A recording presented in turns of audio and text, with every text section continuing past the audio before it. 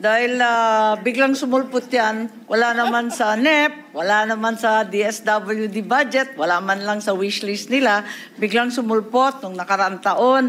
At matapos yun, tinatanong ng lahat, ano ba talaga yung programang yan? Biglang Pebrero, katapusan ng Marso, tsaka lang lumabas yung mga guidelines. Kaya ang sabi nila, minimum wage earners and low-income earners. Ang tanong ko, pareho ba yan ng AIX? Hindi daw, kasi ito daw minimum wage. At sabi ko, may minimum wage rin na namatayan na tumatanggap ng AIX. Hindi ba pareho yan? Kaya't nakakalito po. At sa totoo lang, ang version ng Senado, tinanggal ko na po yan. Dahil ang pakiwari ko, walang programa ang pamahalaan na pag-aari ng sino man. Kinakailangan, lahat sumasapi dyan, at dahil dito, kinakailangan na pag-isahin na, isaayos na natin ang mga guidelines. Oh, are you saying there's no AKAP in the Senate version? Yes, I deleted it entirely. How much did you delete, Mr. President, Madam Chair? Yes, 39 billion, which was added in the House version, and 41 billion added for AIX. And we're saying that the 39 billion in the Senate version was reduced. And where did you put the 39 billion AKAP? Back to I AIX? leave it to the wisdom of the leadership, and I hope that during the BICAM this can be discussed. My recommendation is, while we recognize the necessity of immediate relief by direct financial assistance, it's imperative that we focus also on social protection initiatives such as those mentioned by yourself, the SLP, Kalahi Seeds, which foster long-term development and self-reliance rather than creating a new ayuda nation. Ayaw natin nun, ano? Kaya eto nga, pinopropose ko na sana dagdagan yung iba na developmental at sa kabila nun, ipagkaisa na ang AIX at AKAP para hindi na nagkakaroon ng selusan, ng turuan, ng kalabuan. Okay.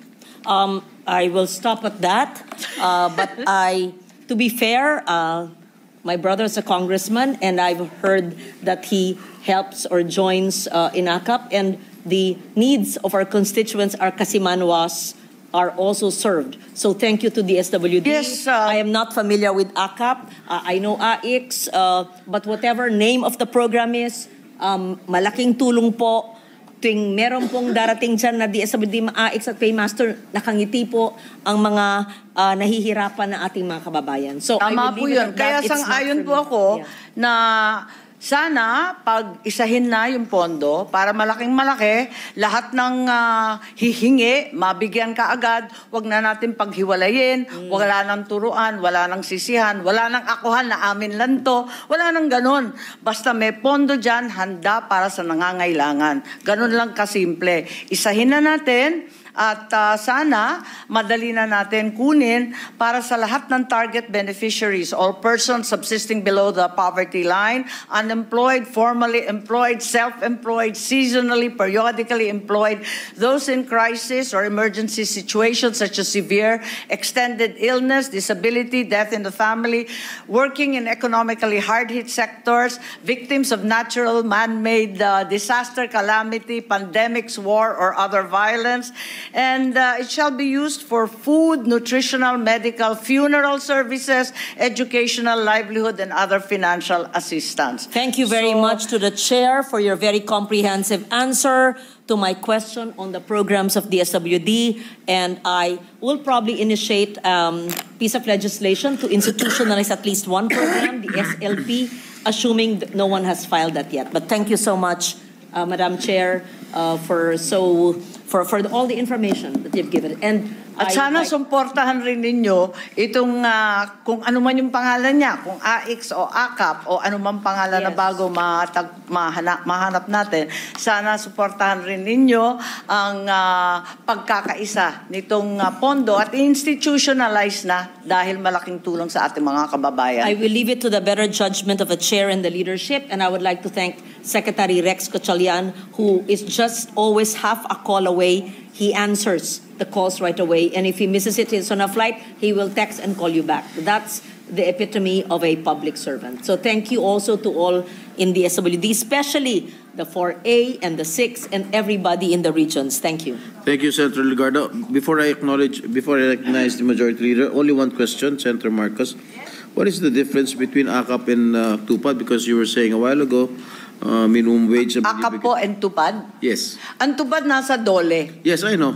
Hindi siya sakop ng DSWD. Ang binibigay niyo ba sa AKAP, minimum wage din? Kasi sa DOLE, sa TUPAD, under DOLE, ang binibigay minimum wage. Kung saan ka, kunwari sa Metro Manila, 700 plus, yun din binibigay per day, pero magtatrabaho kayo. What is the difference between AKAP and TUPAD? Ang TUPAD maliwanag na cash for work. May trabaho. Yung AKAP, binibigay lang.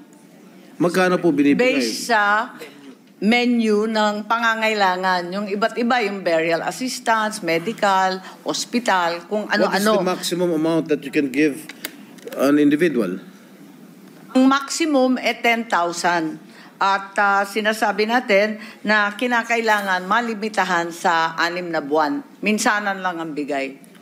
One time, big time. Pero maximum nga 10,000 pesos. What is the minimum that you can give from the funds of AKAP? Ang minimum, pangkaraniwan, 2,000, 2,000. Pangkaraniwan, 3,000. Alright.